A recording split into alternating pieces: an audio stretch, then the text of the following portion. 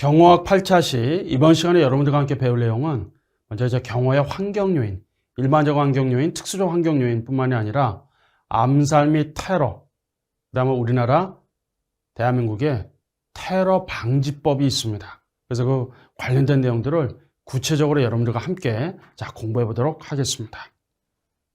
먼저 경호의 환경 요인이 되겠습니다. 이번 시간에 여러분들과 함께 배울 학습 목표를 한번 보시기 바랍니다. 경호의 환경 요인에 대해서, 또 암살 및 테러, 우리나라 대테러 관리, 그 다음에 전담 조직, 테러 대응의 절차, 정보수집 외국인 테러 전투 요원에 대한 규제, 보칙 및 벌칙, 국가 대테러 활동 세부 운영 규칙에 대해서 설명할 수가 있습니다.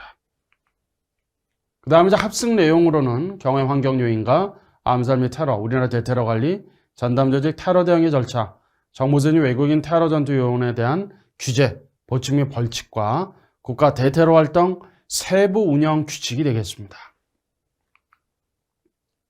먼저 이제 경호의 환경 요인은 우리가 일반적 환경 요인이 있고 특수적 환경 요인이 있습니다.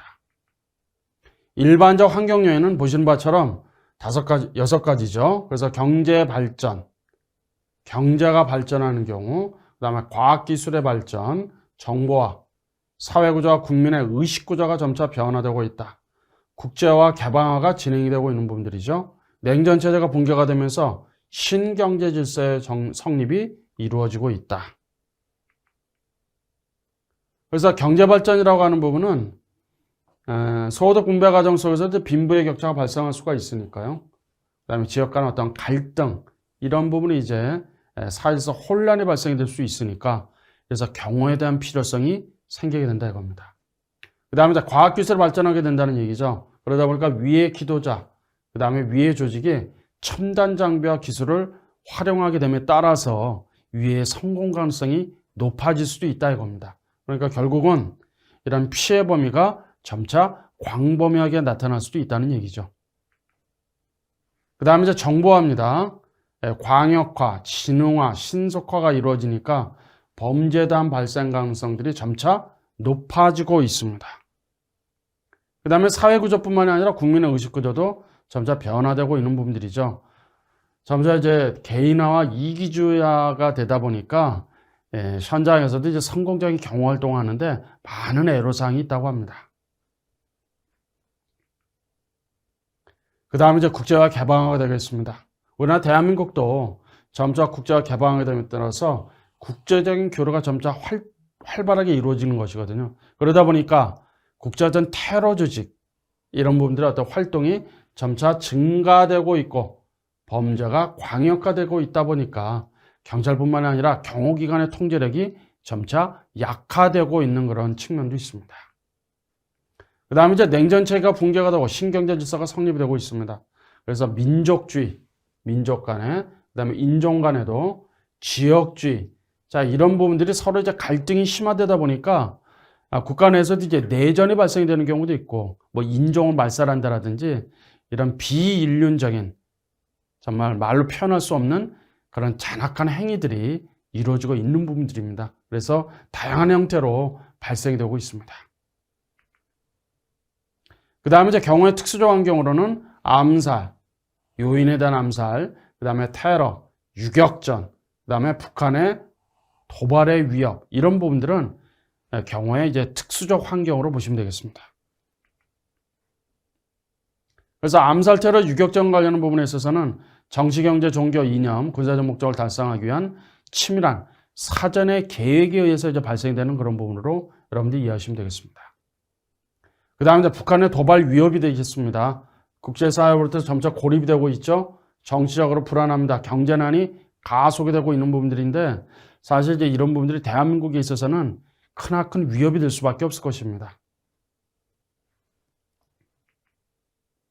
다음은 이제 암살 및 테러와 관련한 부분을 보도록 하겠습니다.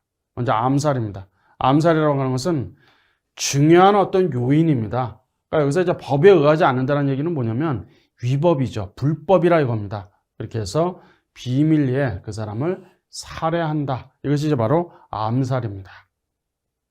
암살의 동기는 몇 가지가 있습니다. 먼저 정치적 동기죠. 혁명적 동기라고 하는데 정권을 교체한다 이겁니다. 새로운 정부를 재구성하겠다.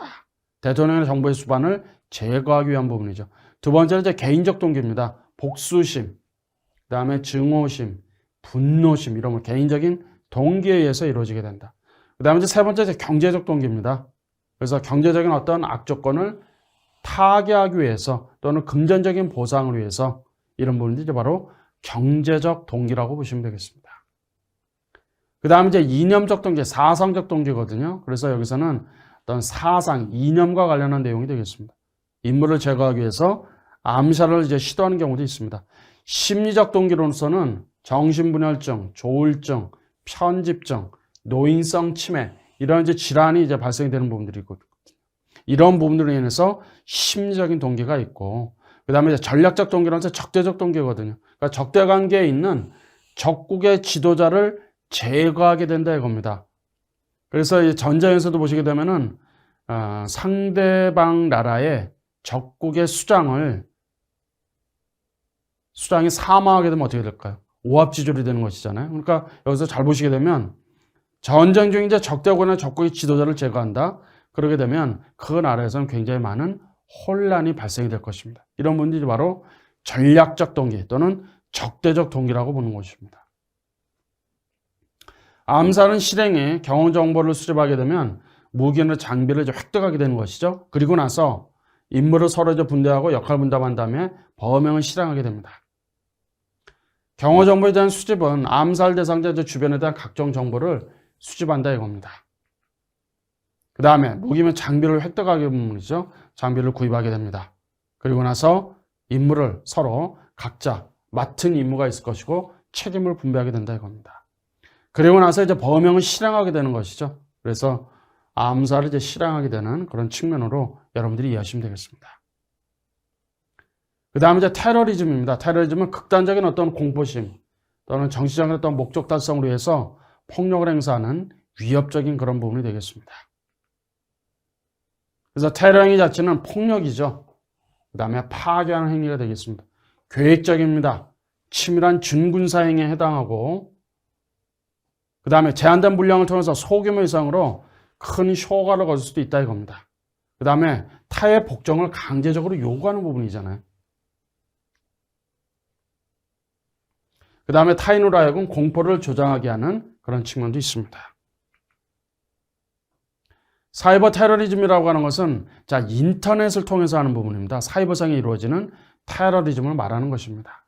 그래서 중대한 어떤 장애를 발생하게 하고 그것을 또 파괴하기도 하고 국가의 네트워크 기능을 마비시키는 이런 부분이다라고 보시면 되겠습니다. 사이버 테러 기법과 관련한 부분에서는 컴퓨터 바이러스가 있죠. 악성 프로그램입니다. 그 다음에 플레임이라고 하는 것은 뭐냐면 네티즌들이 공통으로 가지는 이런 관심을 토론이 개설된 토론방에 있는데 토론방에서 이런 얘기입니다. 악성 루머를 막 퍼뜨려요. 혼란스럽게 만드는 것이죠. 그 다음에 서비스 거부, 해킹 수법이 하나 있는데 해커들이 특정 컴퓨터 계속 침투를 합니다. 그래서 대량의 접속을 유발하게 되면은 많은 이제 트래픽이 발생이 되거든요. 그러면 어떻게 될까요? 컴퓨터를 그냥 마비시켜버리는 것이죠. 이게 서버가 될 수도 있고 어떤 대형 컴퓨터가 될 수도 있는데 이것을 마비시킨다 이겁니다. 그럼 이제 기업체 같은 경우에는 홈페이지라는 내부 전산망이 다운이 돼버리겠죠. 그 다음에 이제 논리폭탄도 있습니다. 논리폭탄은 프로그램 코드의 일부를 이제 조작해서 어떤 분이 잠시 숨어 있다가 특정 조건에 달하게 되면 그것이 실행이 되는 범죄입니다. 그 다음에 이제 트로이 목마라고 하는 부분은 컴퓨터 프로그램의 일부로 악성 루틴인데 이제 숨어있는 어떤 프로그램으로 보시면 되겠습니다. 겉보기에는 아주 정상적인 프로그램 같아 보여요. 그러나 실행을 하면 그 악성 코드를 실행하는 그런 측면으로 보시면 되겠습니다. 자, 다음은 이제 패킷 스니퍼링이 있습니다. 패킷 스니퍼링은 뭐냐면 이 패킷의 정보를 알아내는 그런 수법이라고 보시면 되겠습니다. 호스트 컴퓨터뿐만이 아니라 네트워크로 접수하는 모든 호스트 컴퓨터가 위험에 노출이 될 수 있는 그런 부분이 되겠습니다. 그 다음에 쓰레기 주워먹이 스카벤징이라고 합니다. 자, 쓰레기통에 버린 프로그램 리스트도 있고 데이터 리스트 등이 있거든요. 이런 부분들을 메모리 내용을 읽게 조작하는 그런 부분이고, 살라미 기법이라는 것은 뭐냐면 은행에서 이자 계산을 할 때 떼어내리는 단수를 한 개의 계좌에 자동으로 입금하는 그런 방법을 말합니다. 그래서 조그마한 이익들 점차 긁어 모으는 수법이다. 이것을 이제 우리는 살라미 기법이라고 하는 것이죠. 그 다음에 이제 스팸, 불특정 다수로 하여금 무작위로 전송한다. 스팸 문자, 스팸 메일 이런 분이 아마 여러분들 잘 아실 겁니다. 스누핑, 인터넷에 도는 IP 정보를 몰래 가로채는 행위. 스푸핑, 어떤 프로그램이 마치 정상적인 상태로 유지되는 것처럼 속임수를 쓴다. 스미싱, 문자 메시지하고 그 다음에 피싱의 합성어죠. 그러니까 어떤 택배가 왔다, 청첩장이 왔다, 그 다음에 당신이 이것을 뭐 해외에서 결제가 되는데 뭐 한다. 그럼 그걸 누름과 동시에 어떻게 하죠? 개인정보가 탈취되는 경우예요. 굉장히 조심해야 됩니다. 그게 바로 이제 스미싱이라고 하거든. 그 다음에 인질입니다. 인질 관련한 부분에서는 리마 증후군이 있고 스톡홀름 증후군이 있는데, 리마 증후군은 뭐냐면 페루였어요. 인질범이 포로나 인질에게 가지는 동정심, 이렇게 보시면 돼요. 그 다음에 스톡홀름 증후군은 뭐냐면 오히려 인질이 인질범에게 동화되는 그런 측면으로 보시면 되겠습니다. 런던 증후군은 협상 단계에서 통역이나 협상자가 인질범과 이제 동일시되는 그러한 현상, 이것을 이제 우리는 런던 증후군이라고 하는 것입니다. 자, 다음은 이제 우리나라 대테러 관련 관련한 내용인데, 목적 및 용어, 정의, 다른 법률과의 관계, 국가테러위원회와 대테러 센터 비교. 자, 이런 부분을 함께 보도록 하겠습니다. 먼저 이제 우리나라 대테러 관리와 관련한 부분이 있는데, 테러 방지 법입니다. 엄밀한 의미로 보면. 그래서 테러 예방, 그 다음에 대응 활동, 그 다음에 테러로 인한 피해 보전 등을 규정하게 된다. 결국 국민의 생명과 재산을 보호하고 국가 및 공공의 안전을 확보하는 것을 목적으로 한다. 이렇게 좀 보시면 되겠습니다. 자, 이제 용어의 정의를 한번 보시게 될 텐데, 테러라고 하는 것은 국가나 지방자치단체 또는 외국 정부의 권한 행사를 방해한다. 방해하는 것이죠. 의무 없는 일을 하게 한다. 그래서 공중을 협박할 목적으로 하는 행위를 우리가 테러로 이렇게 규정을 하고 있습니다. 그 다음에 이 테러 단체는 국제연합, 유엔이 지정한 단체를 말합니다. 그 다음에 테러 위험 인물은 테러 단체의 조직원이거나 테러 단체에 대한 선전, 테러 자금 모금 기부, 그 밖에 테러 예비, 음모, 선전, 선동 이런 하였거나 의심한 상당한 이유가 있는 사람을 테러 위험 인물이라고 하는 겁니다. 외국인 테러 전투와는 테러를 실행, 계획, 준비하거나 참가할 목적으로 국적국이 아닌 국가의 테러 단체에 가입하는 경우인데, 내국인뿐만이 아니라 외국인도 포함을 됩니다. 이 사람들을 외국인 테러 전투원으로 규정하고 있습니다. 그 다음에 이제 테러 자금일 것입니다. 관련 법률이 있죠. 공정 등 협박 목적 및 대량 생산 무기 확산을 위한 자금 도달 행위에 금지에 관한 법률 내용이 깁니다. 그래서 일단 공정 등 협박 목적을 위한 자금을 말합니다. 대테러 활동이라고 하는 것은 자, 정보를 수집하는 경우도 있을 것이고요. 테러 위문에 대한 관리, 또 위험 물질, 테러 수단의 안전관리, 인원시설 장비 보호, 안전의 확보, 테러 위협에 대한 대응, 이런 재반 활동을 우리가 대테러 활동이라고 규정을 하고 있습니다. 다음 이제 관계기관이 있을 것입니다. 자, 국가기관이 있고 지방자치단체, 공공기관의 운영에 관한 법률에 따른 공공의 기관, 그 다음에 지방공기업의 사업을 수행하는 지방직영기업, 지방공사 및 지방공단, 이런 분들이 바로 관계기관이다 라고 보시면 되겠습니다. 그 다음에 대테러 조사가 있을 것입니다. 현장 조사도 하고, 그 다음에 문서 열람도 하는 것이죠. 시료를 채취합니다. 그래서 자료 제출 및 진술을 요구하는 활동을 말합니다. 자, 다른 법률 관계에 있어서는 테러방지법은 대테러 활동에 관해서는 다른 법률에 우선해서 적용하게 됩니다. 그 다음에 국가테러대책위원회 대테러센터 비교와 관련한 내용인데, 국가테러대책위원회는 정책의 중요사항을 심의하고 의결한다 이겁니다. 그리고 대책위원회 위원장은 국무총리입니다. 그런데 대테러센터는 국무총리 소속이에요. 그래서 관계기관의 공무원으로 구성되는 대테러센터입니다. 실무위원회 위원장은 대테러센터장이 된다 이겁니다. 그 다음에 국가테러대책위원회는 심의하고 의결을 합니다. 대테러 활동에 관한 국가의 정책 수립 및 평가를 하고, 그 다음에 기본계획 등 중요한 중장기 대책 추진, 그 다음에 대테러 활동 역할에 대한 분담 조정이 필요하다, 또는 위원장 또는 위원이 대책위원회에서 심의 의결할 필요가 있다, 그리고 제의하는 사항, 이런 부분이 이제 바로 국가테러대책위원회에서 심의하고 의결한다 이겁니다. 근데 대테러센터인 경우는 보시는 것처럼 자, 임무를 분담한다 이겁니다. 또 협조사항이 있다고 한다면 실무를 조정하게 되는 부분이고, 국가 대테러 활동 지침을 작성하고 배포하는 역할, 또 대테러에 대한 안전대책에 대한 수립, 필요한 사무에 대한 처리, 그 다음에 대책위원회에서 심의 의결할 사항이 대테러센터의 업무 수행입니다. 그 다음에 국가테러대책위원회 대책위원회 회의는 공개하지 않습니다. 비공개라 이겁니다. 다만 예외 규정을 둬서 공개가 필요하다. 그럼 대책위원회에서 의결을 하게 되면 그 내용을 공개할 수 있습니다. 또 대책위원회 사무를 처리하기 위해서는 간사를 두는데 간사는 바로 대테러센터장이 된다 이겁니다. 그 다음에 대테러센터인 경우는 대테러센터 소속 직원의 인적 사항은 공개하지 아니할 수 있습니다. 그 다음에 국가테러대책위원회 대테러센터 비교와 관련한 부분이 있는데, 먼저 테러대책위원회 위원은 보시는 바처럼 국가정보원장서부터 해서 거의 장관급이에요. 그 다음에 금융위원회 위원장, 원자력안전위원회 위원장, 관세청장, 경찰청장, 소방청장, 질병관리청장 및 해양경찰청장까지 해서 테러대책위원회 위원은 이렇게 구성이 됩니다. 그 다음에 다음으로 이제 전담조직이 되겠습니다. 테러사건에 대한 대책본부와 현장지휘본부, 화성범 테러 대응지원본부와 대테러 특공대와 관련한 내용으로 여러분들 함께 보시겠습니다. 먼저 이제 테러사건 대책본부는 주무부서의 장관은 외교부 장관, 그 다음에 국방부 장관, 국토교통부 장관, 경찰청장 및 해양경찰청장이 되겠습니다. 테러가 발생하거나 발생하는 우려가 현저한 경우에 테러 사건 대책본부를 설치하고 운영한다 이겁니다.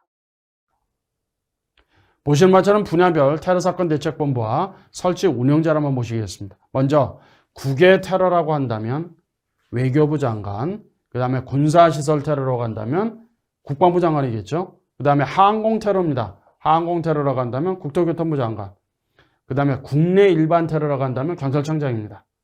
그 다음에 해양 테러죠. 이 경우에는 해양경찰청장이 바로 이 테러 사건 대책본부의 설치 운영자다. 이렇게 여러분들이 이해하시면 되겠습니다. 그래서 대책본부를 설치한 관계기관의 장은 사실을 즉시 위원장에게 보고해야 하는 것이죠. 또 같은 사건에 2개 이상의 대책본부가 관련되는 경우다. 이때는 위원장이 테러 사건의 성질이나 중요성 등 고려해서 대책본부를 설치한 기관을 지정할 수가 있습니다. 그 다음에 이제 대책본부의 장은 대책본부를 설치하는 관계기관의 장인데, 군사시설 테러 사건 대책본부의 경우에는 합동참모의장이라고 이렇게 표현하고 있습니다. 사건 대응 활동은 지휘하고 통제합니다. 그 다음에 대책본부의 장은 테러 사건이 발생한 경우 사건 현장의 대응 활동을 총괄하기 위해서 현장지휘본부를 설치할 수가 있습니다. 그래서 현장지휘본부의 장은 대책본부의 장이 지명하게 된다 이겁니다. 자, 전문조직의 구성 및 지원 요청과 관련한 부분이 되겠습니다. 그래서 현장에 따라서 이제 협상도 진행이 되겠죠. 진압, 구조, 구급, 소방 이런 전문조직 등을 직접 구성을 해야 되는 겁니다. 그 다음에 이제 지시가 이제 필요하겠죠. 또는 지원을 이제 요청하는 경우도 있을 것입니다. 그러면 관계기관장은 특별한 사정이 없으면 현장지휘본부장이 요청한 사항을 지원해줘야 된다 이겁니다. 관계기관에 이제 조직들이 있을 겁니다. 대테러 특공대도 있을 것이고, 테러 대응 구조대도 있고요. 대화성범 테러 특수임무대, 대테러 합동조사팀 이름으로 포함을 해서 관계기관의 조직들을 지휘하고 통제하게 된다 이겁니다. 현장 지휘 본부장이 그렇다 이겁니다. 네, 통합상황실 설치 운영할 수 있습니다. 자, 그 다음에 이제 화성방 테러와 관련한 부분에 있어서는 환경부 장관이라고 한다면 화학 테러 대응을, 그 다음에 원자력이잖아요. 원자력 안전위원회는 방사능 테러입니다. 그 다음에 질병관리청장은 생물 테러와 관련한 내용이죠. 그래서 화성방 테러와 관련한 부분에 있어서는 환경부 장관, 원자력 안전위원회 위원장, 질병관리청장 이 세 분이 이제 바로 이런 환경부 장관은 화학 테러, 원자력 안전위 위원장은 방사능 테러, 질병관리청장은 생물 테러에 관한 대응지원본부를 이제 설치하고 운영한다 이겁니다. 임무로 보시게 되면은 자, 오염 확산을 방지시켜야 되는 부분, 독성을 제거해야 될 것입니다. 화성방 전문인은 자원을 동원 배치하고 필요한 사항을 이제 시행하게 된다. 이렇게 보시면 되겠습니다. 자, 그 다음에 이제 대테러 특공대입니다. 국방부 소속의 대테러 특공대가 있거든요. 그래서 진압작전은 군사시설 안에서 발생한 테러 사건에 대해서 이제 수행하게 되는 그런 측면을 보시면 되겠습니다. 군사시설 밖에서 예를 들어서 경찰인 경우에도 대테러 작전을 지원할 수가 있거든요. 그래서 경찰청에도 이제 경찰 특공대가 있지 않습니까? 해양경찰인 경우에도 해양경찰 특공대가 있습니다. 그 다음에 지역단으로 이제 편성하게 되는 그런 부분도 있습니다. 자, 다음 이제 테러 대응 절차를 보시게 되면은 테러 경보를 이제 발령하는 부분도 있고 상황 전파에 대한 부분, 그 다음에 초동의 조치, 그 다음에 테러 사건에 어떻게 과연 대응해야 될 것인가 이런 내용을 보도록 하겠습니다. 자, 먼저 이제 발령의 절차를 보시게 되면은 테러 경보 발령의 어떤 필요성이 있는지 발령의 단계는 이제 4단계로 이루어지거든요. 그 다음에 이제 발령 범위 기간에 따라서 실무위원회 심의를 거치게 되면 바로 테러 경보를 발령하게 된다 이겁니다. 자, 테러 경보는 긴급한 경우나 또는 주의의 테러 경보 발령 시에는 일단은 심의 절차를 생략할 수도 있습니다.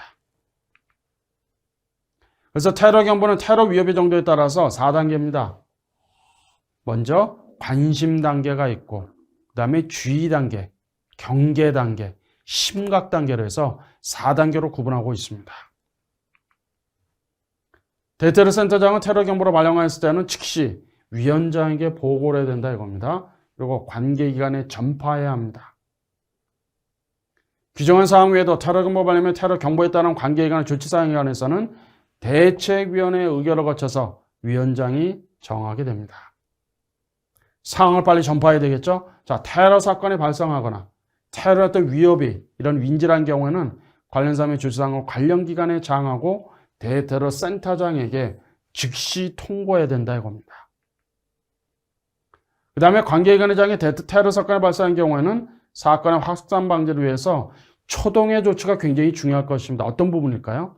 자, 사건 현장에 대한 통제를 해야 되겠죠. 그 다음에 보존해야 되고 경비를 강화해야 됩니다.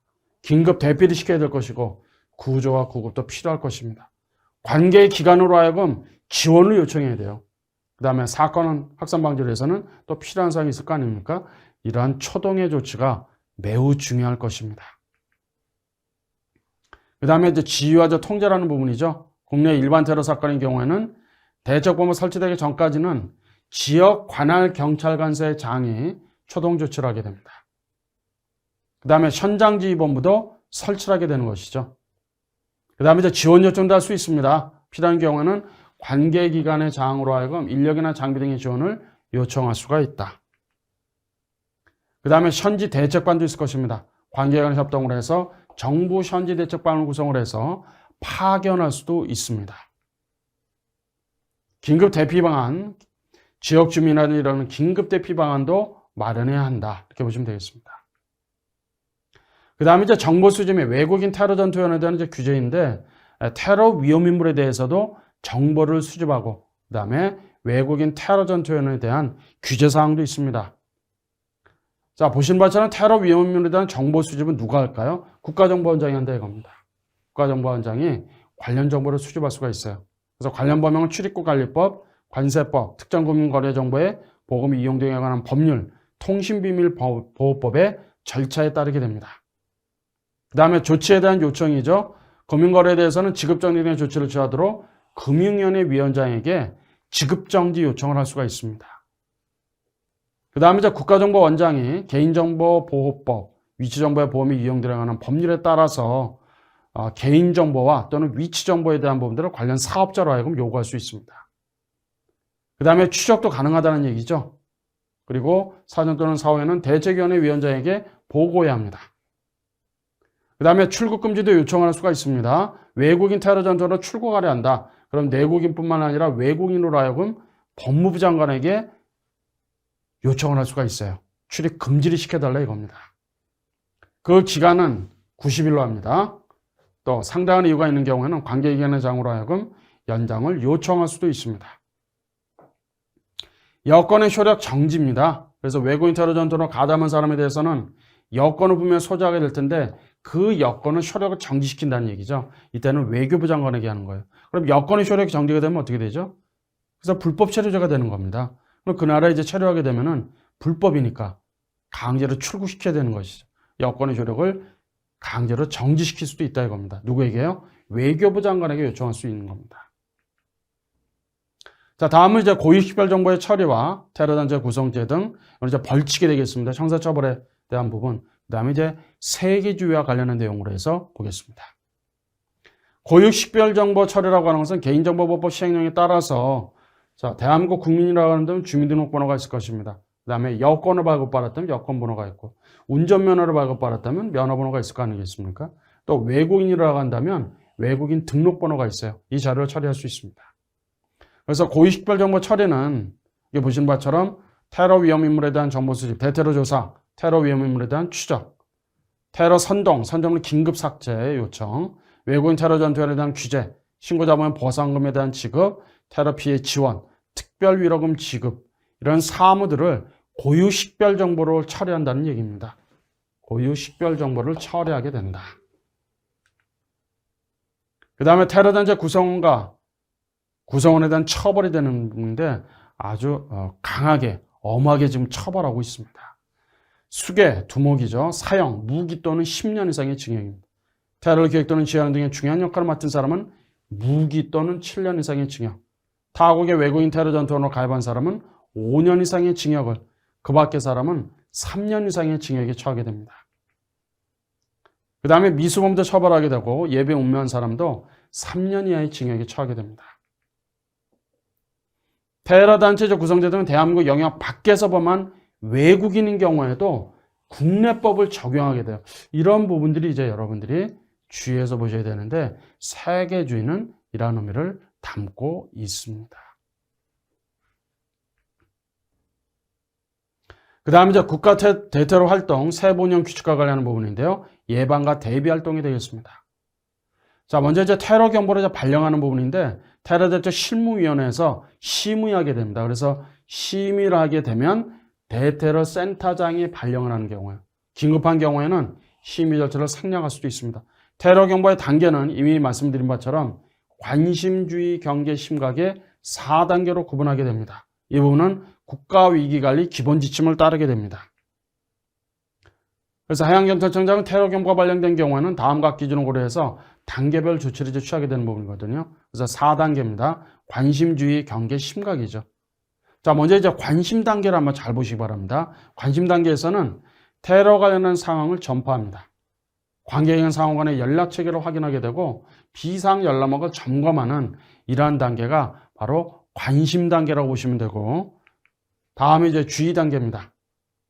테러 대상 시설 및 테러 이용될 수 있는 위험 물질에 대한 안전 관리를 강화시킨다. 그 다음에 자체 대비 태세를 점검하는 부분이 되겠습니다. 그 다음에 이제 경계 단계입니다. 테러 취약 요소에 대한 경비 등 예방 활동을 강화하고 테러 취약 시설에 대한 출입 통제를 강화시키는 것이죠. 대테러 담당 비상근무를 하게 되는 겁니다. 그 다음에 이제 심각 단계에서는 대테러 관계 공무원이 비상근무를 하게 돼요. 그 다음에 해양테러, 사건대책본부 등 사건 대응 조직에 대한 운영 준비를 하게 되고 필요한 장비나 인원이 있으면은 동원태세를 유지하게 돼요. 이게 바로 이제 심각 단계라고 보시면 되겠습니다. 이상으로 이번 시간 강의 마치겠습니다.